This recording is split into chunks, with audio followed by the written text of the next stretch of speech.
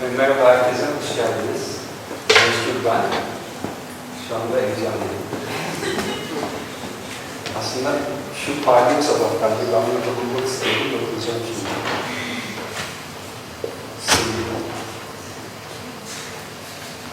Ben şimdi bugün size müzik psikoterapi ilişkisinden bahsetmek istiyorum. Ben müzik terapisti değilim. Size müzik terapi şöyle olmalıdır, şu mekanizmalarda işler, bunu anlatmayacağım. Sadece yaptıklarımızdan biraz söyleyeceğim. Önce bir şey izletmek istiyorum.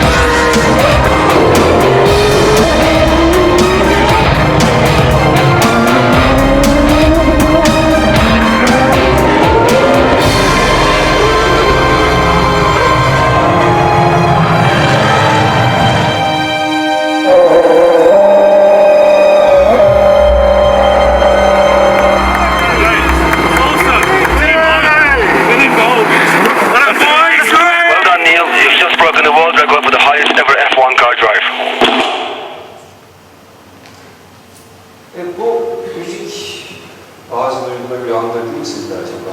Bazı hisler, müziklerle beraber uyandırmış olduğunu ediyorum. Böyle müzikler yapıyorum işte, reklam müzikleri genelde.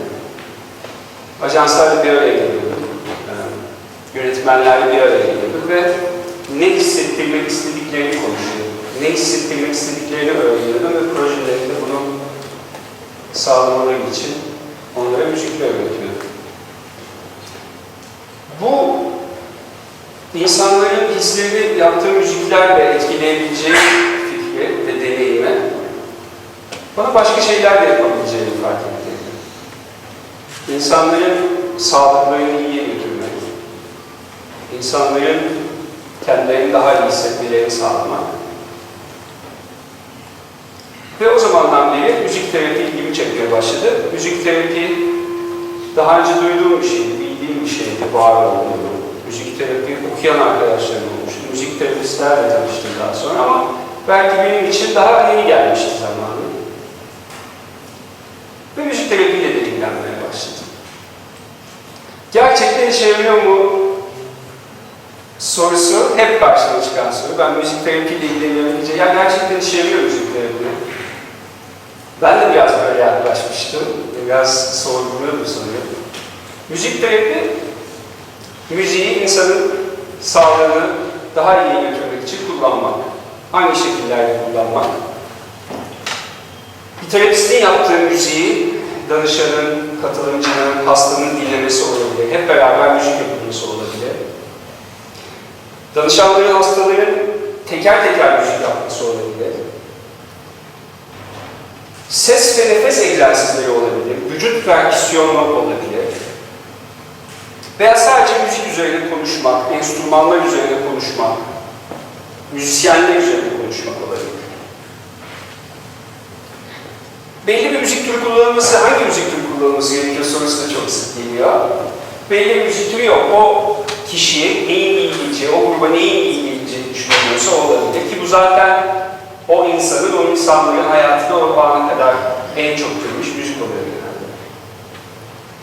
Peki, gerçekten işe yarıyor mu?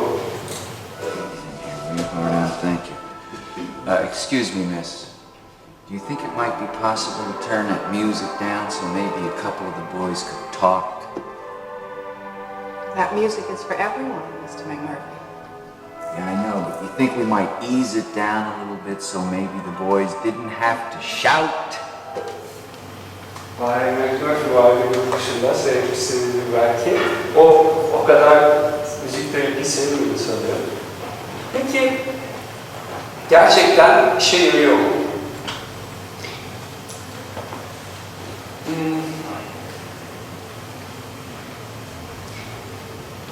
Sizden oturduğunuz yerde elinizdekileri bırakmanızı rica edeceğim. Biraz belki daha rahat şekilde oturmak diyebiliriz.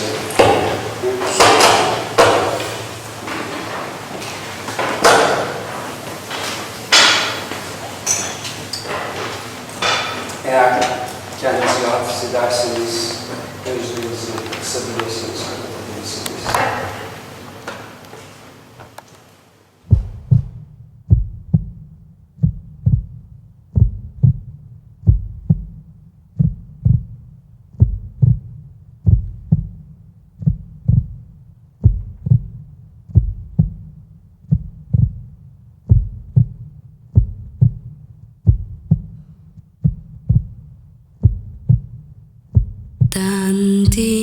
Tantini tastana, danalar girmiş bostana. Kov bostancı danayı, yemesin lahanayı.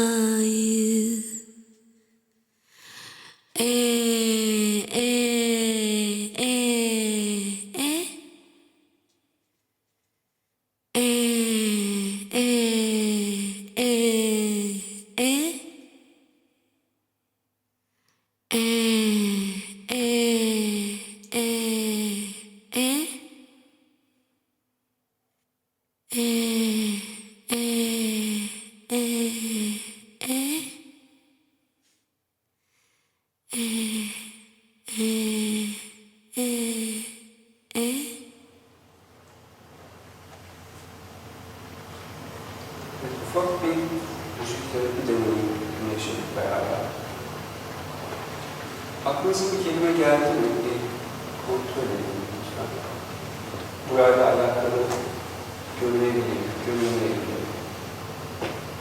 Ve lütfen bu kelimeyi cebinize koyun. Ve buradan bugün bu kelimeyle ayrılın. Bu büyük ihtimalle sizin için önemli bir kavram. Üzerine düşünebilirsiniz. Bugün bir hatıra sorusu düşünebilirsin. Ninni, annenin bebeğine kendi sesinden verdiği ilk hediyelerden biri. Ninni de anne bebeğinin yeteneklerini, isteklerini, ihtiyaçlarını yansıtıyor aynaya. Normalde bir parçayı okuyacağından daha yavaş, daha duygusal, daha ince bir ses tonuyla ritimleri vurgu yapa yapa okuyor. Ve bebeğini hem uykuya hem sonrasında hayatının ritmini hazırlıyor.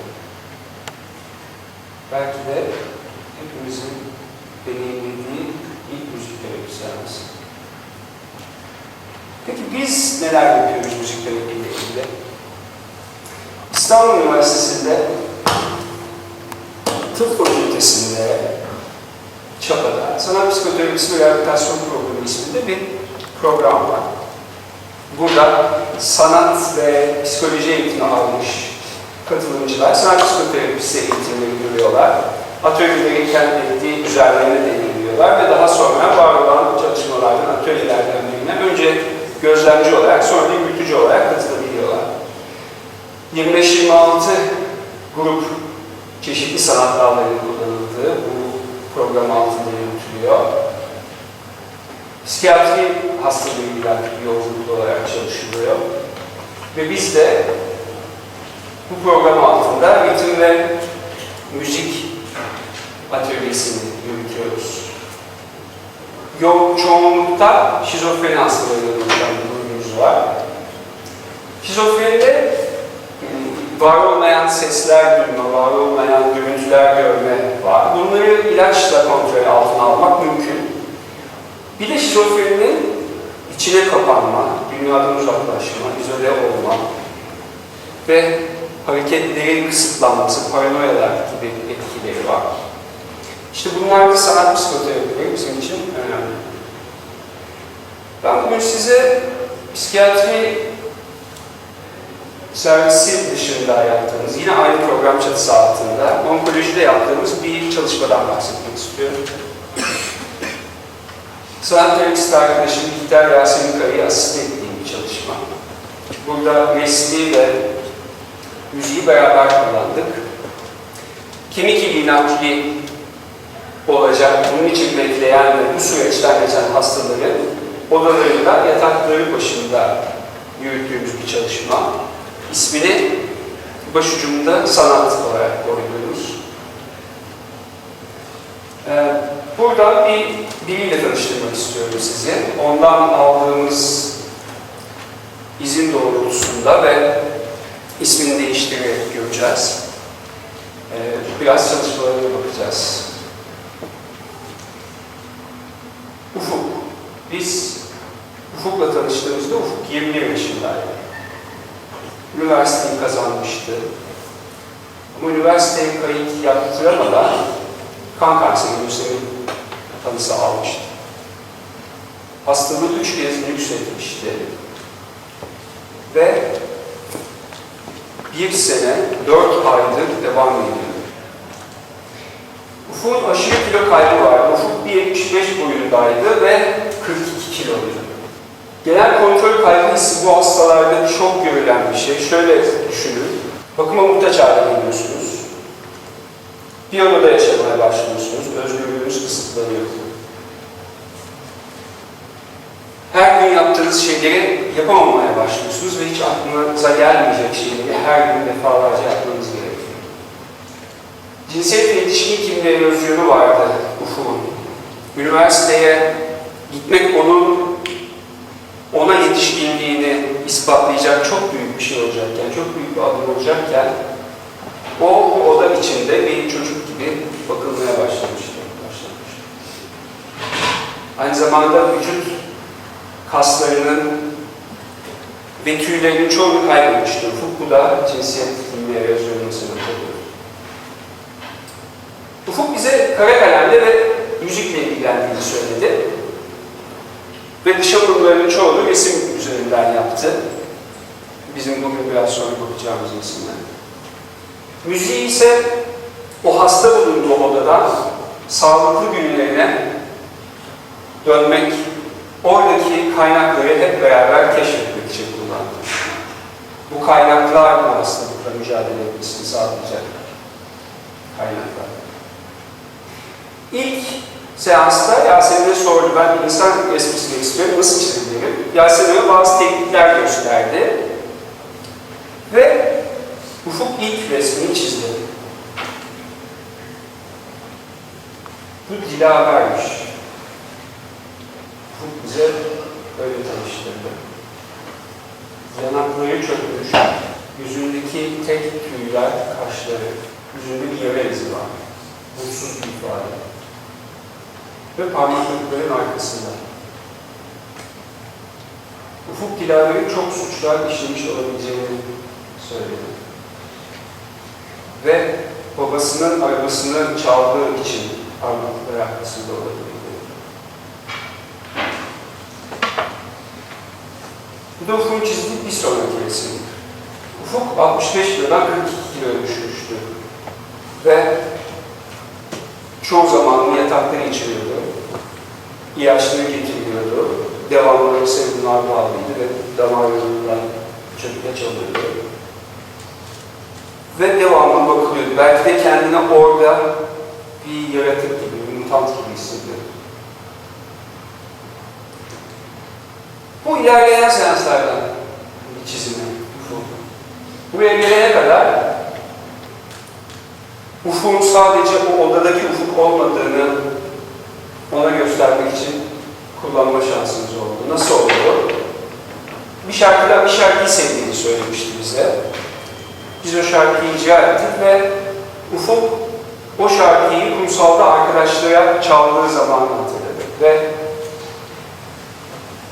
bir laptopu vardı Ufuk'un, o odayla dışarısı arasındaki tek olduğunu söyleyebileceğimiz.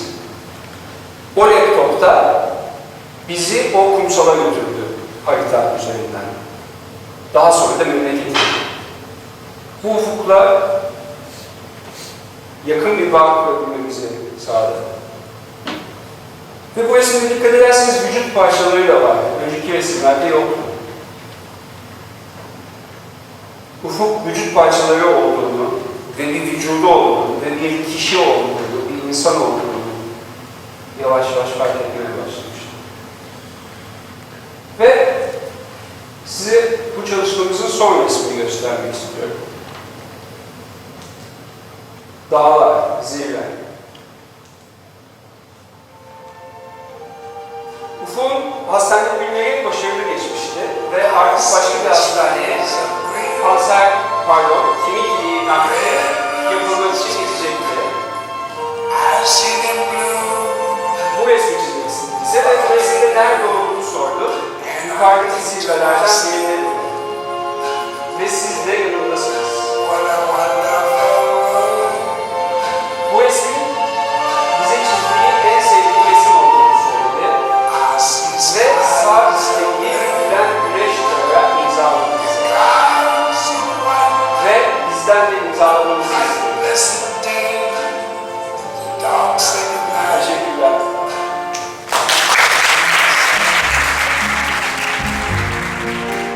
What a wonderful